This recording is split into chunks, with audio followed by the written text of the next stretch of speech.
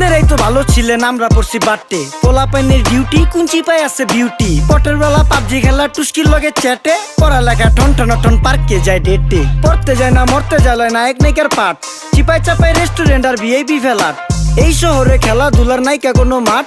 বাচ্চা লেয়া মসজিদ গেলে বুইরারা দেয় ঘাট।